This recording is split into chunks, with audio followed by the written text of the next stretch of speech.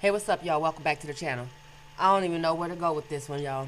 All I know is Brandy Norwood is involved. Moniece Slaughter's brother has been missing for 3 weeks. And Moniece Slaughter's mama is going off. Okay. Hey, Sticks.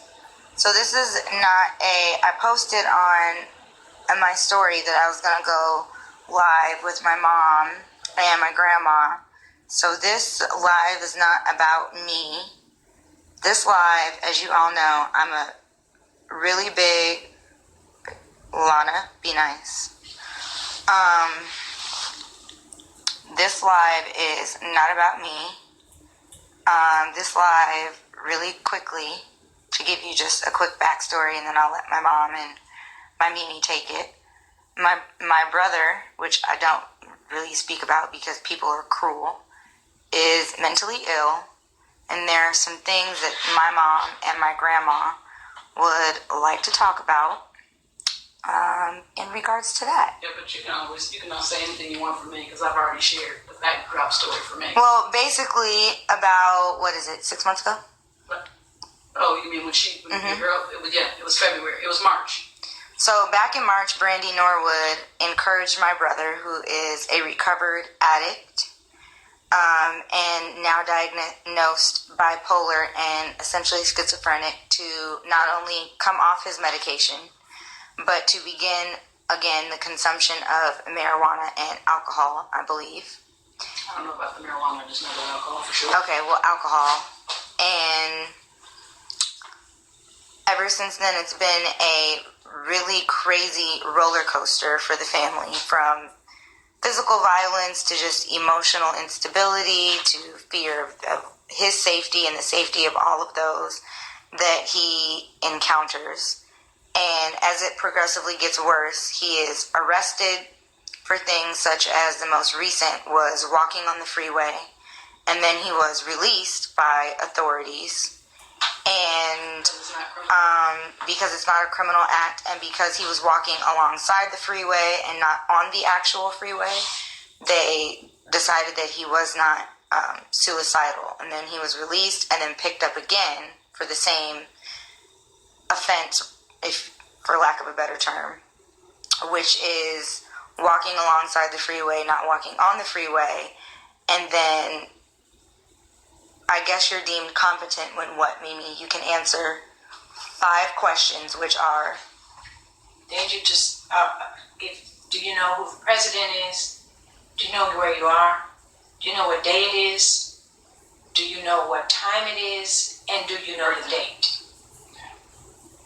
So when somebody answers those 5 questions, the system deems them competent and will release them. Unless it's a crime. Right, unless there's been a crime committed. And so they did not hold him, they let him go. And most recently, the family has received a video of him walking totally nude through our neighborhood. And the sightings, once we're alerted to the sightings, he's long gone. So yes, they did a 72-hour hold, and then they released him after the 72 hours because he's 28 years old. Before it was over. Before the 72-hour hold was up, they released him. And they held him for more than 72 hours. They released him before the 14-day hold. Correct. So that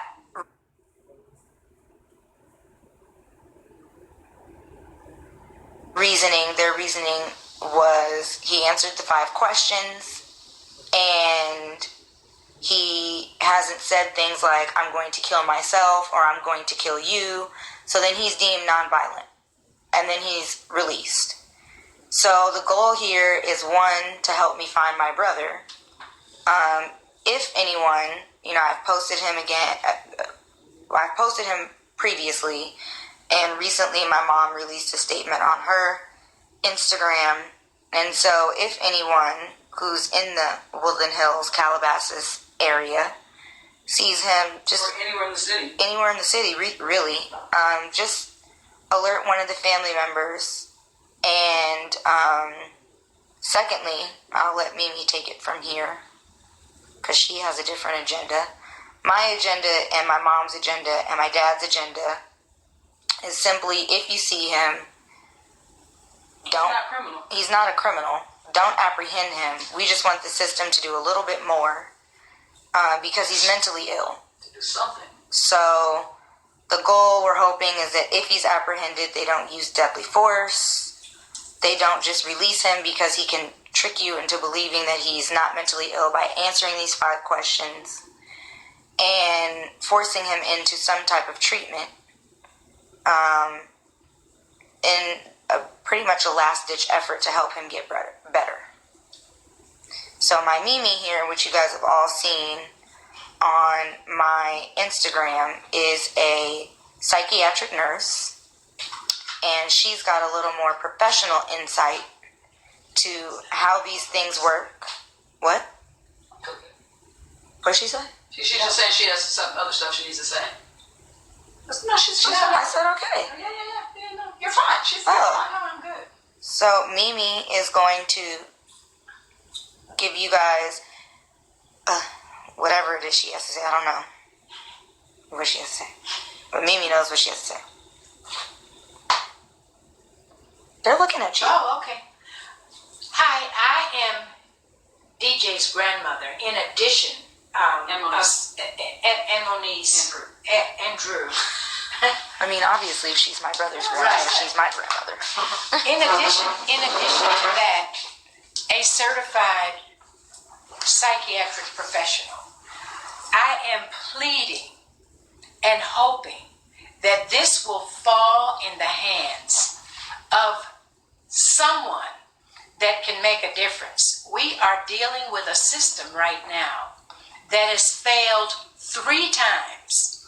The first time he went to Silver Lake Hospital and he was detained involuntarily. The goal was to stabilize him on medication. After the 72-hour hold, the 14-day hold took place, and they released him because he stated he did not want medication. Well, this is what most people that are psychotic, this is what they all say. Once they're on medication, they no longer want to be on it. That's the first failure.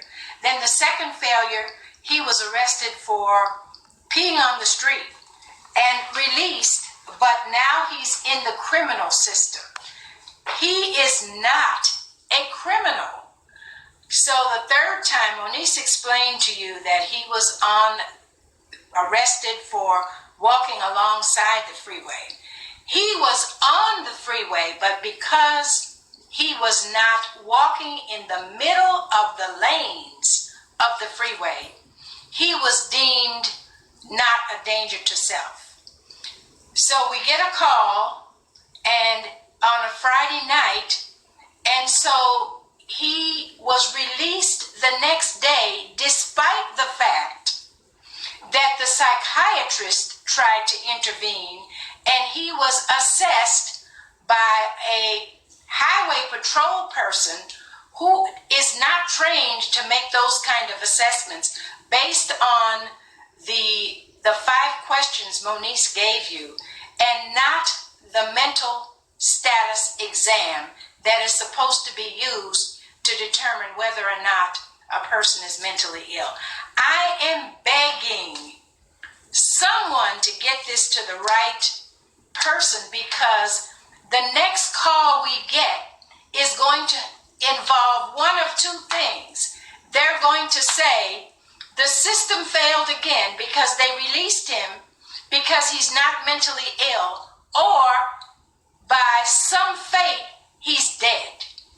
He has been on the street 7 days at this particular time with no food, no communication, no money, and all of these things exist, and it can only come to that last thing that I just gave you, either death or another failed system. I'm begging if somebody can get this to the criminal justice system or somebody, so that this can stop and he can get the right disposition into a mental health facility where he can be detained and stabilized on medication. I thank you for your listening and for your consideration. Thank you so much. So I see a lot of questions from people who either joined late or were not paying attention. So let me break it down for you. Brandy Norwood is not dating my brother. Brandy Norwood is not currently with my brother.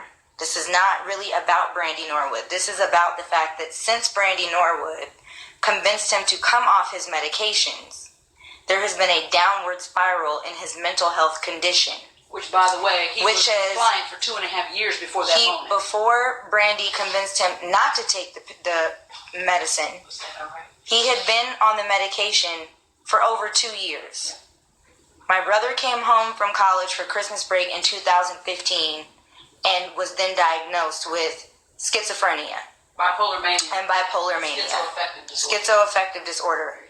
Would you like to say this? Because you're going to confuse people. No. So you tell me what the...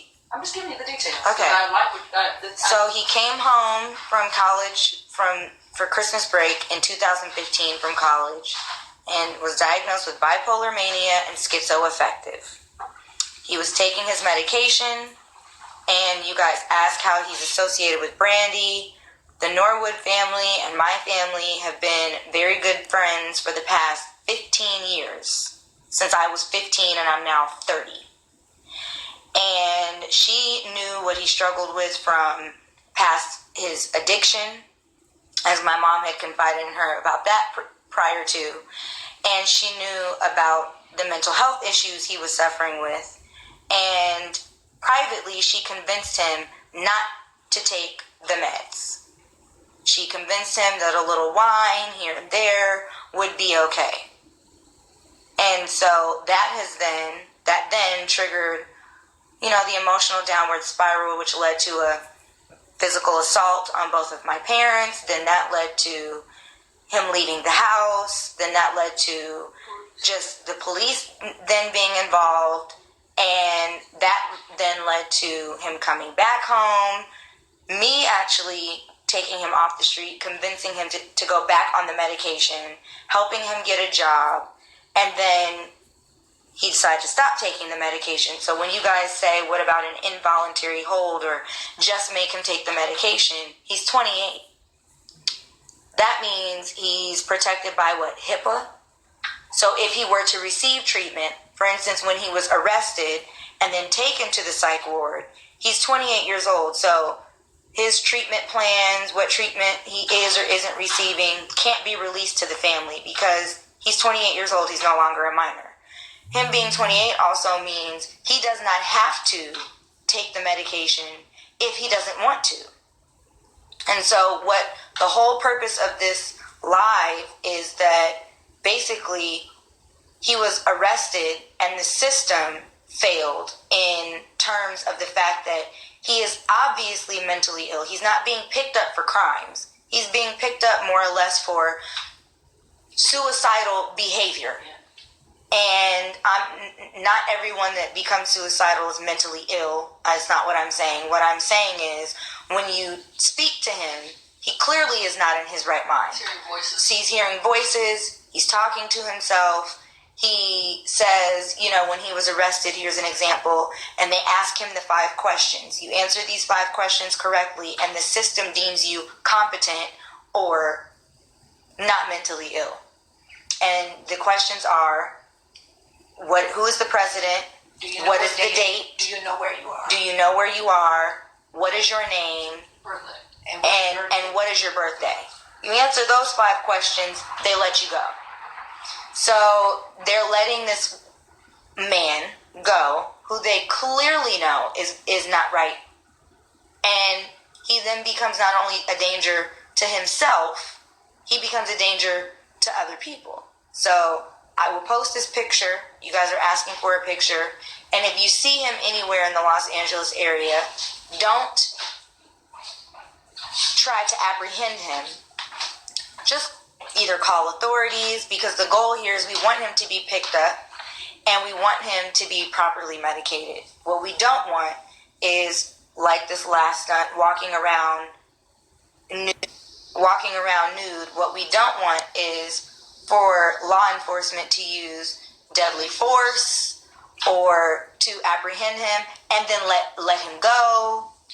So, And can I say one thing? I just have to say this because everybody was, for those of you who are haters, I don't care that you're hating. You're going to hate no matter what.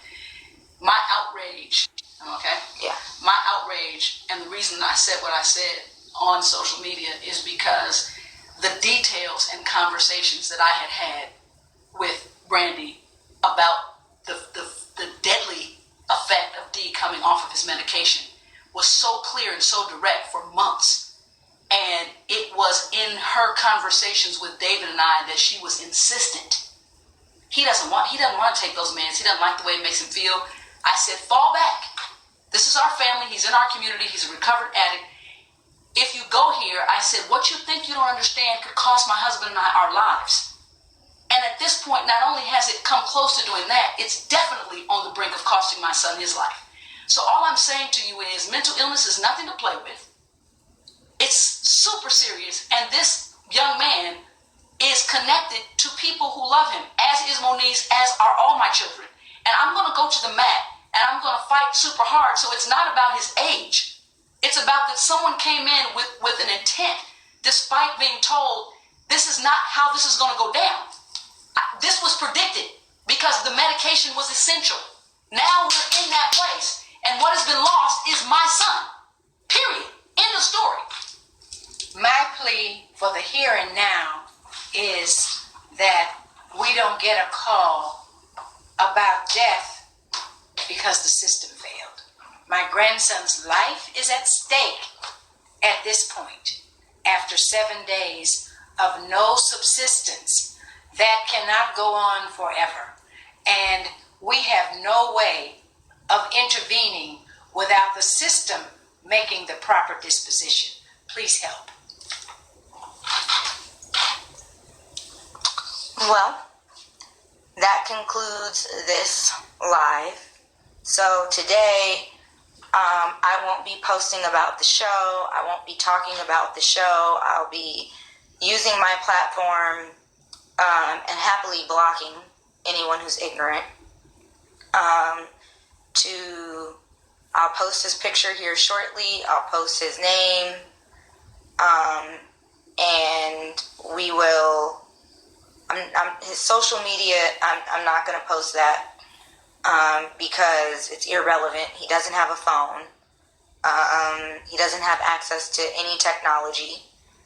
And I'll post his picture. And yeah, anyone who sees him, call the authorities, DM me, DM my mom, DM my dad,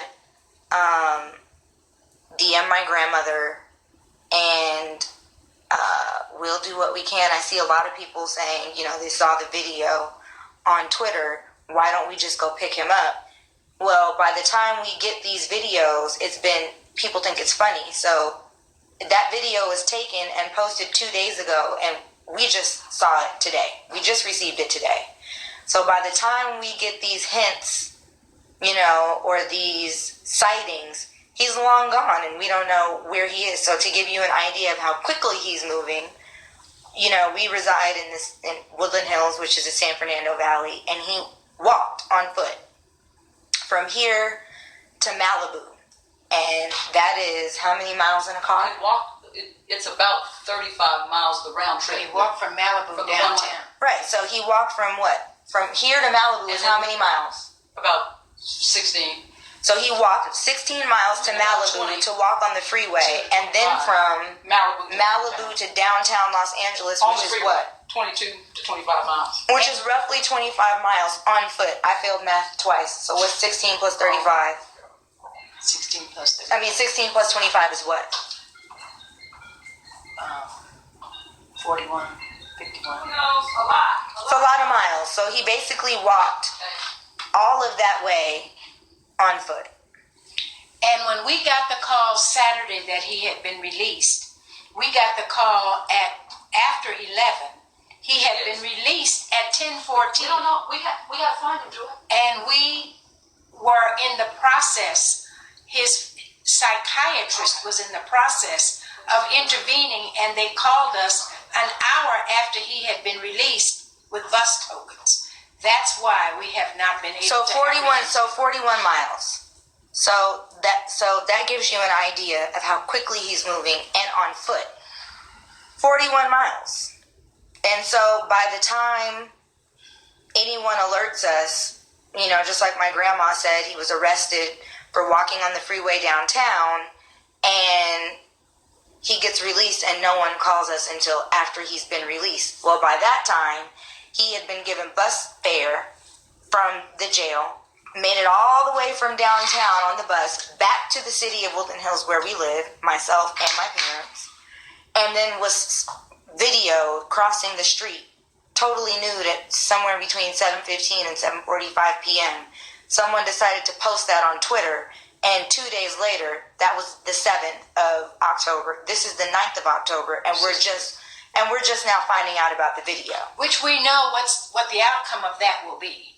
He'll be arrested because of a criminal act. He was arrested, and he was $500 bail. I just left the police station. And So now, he's in jail now. No, they let him out.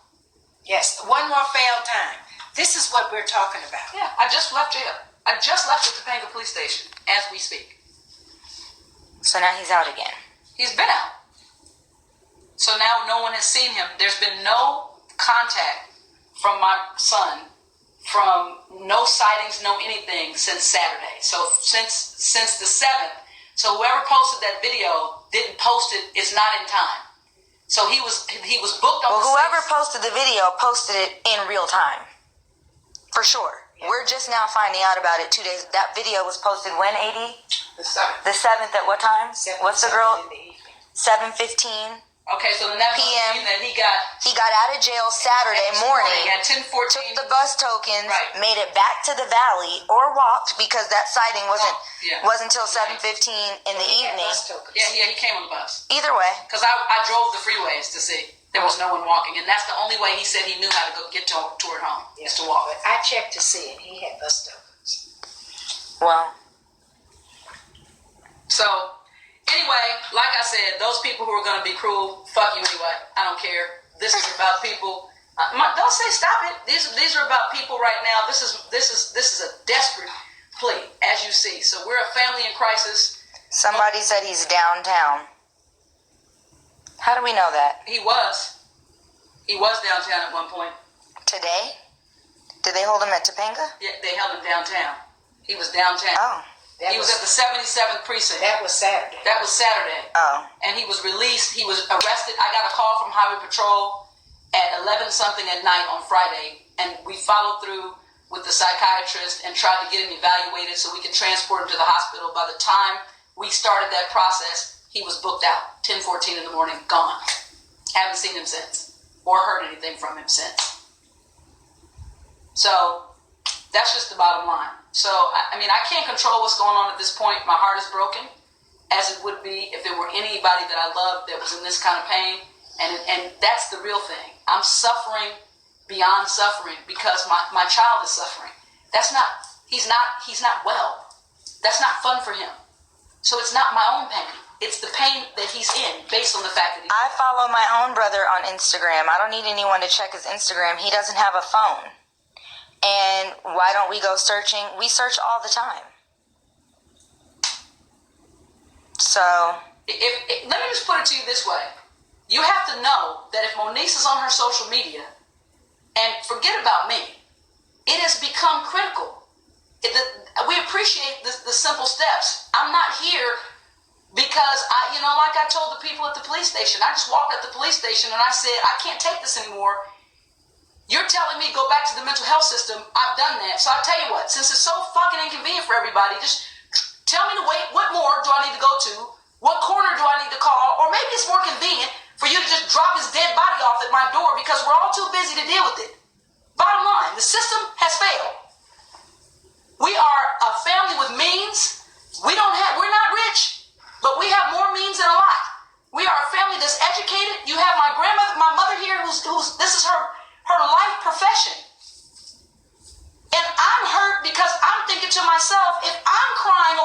son, what about somebody else who's suffering that doesn't even have the resources we have? This is a problem that has to be fixed. And I'm gonna tell you what, if my son is the one who has to be sacrificed and all this shit to get something done and to change what's wrong, I'm gonna do it. Period. I don't care. I'm gonna do it. It's the bottom line, because I'm not gonna sit down and be quiet and suffer and suffer and suffer in silence forever. I'm sick of this shit. I'm so tired. I cannot. There is a way to fix it, and that's for another conversation. But for now, the goal is for somebody to help us right now so we don't get the call that he's dead. Because how long can you go without food, money, and substance? It won't work. Thank you, Moniece. Welcome. Hey, Cheryl. Well, that's it for now, guys. I will not be, like I said, posting anything on social media today other than sharing his picture, and there's no need to tag his social media. He does not have a phone right now. And any sightings that you guys find, I will post the social media that you need to DM or whatever if you do spot him. All right.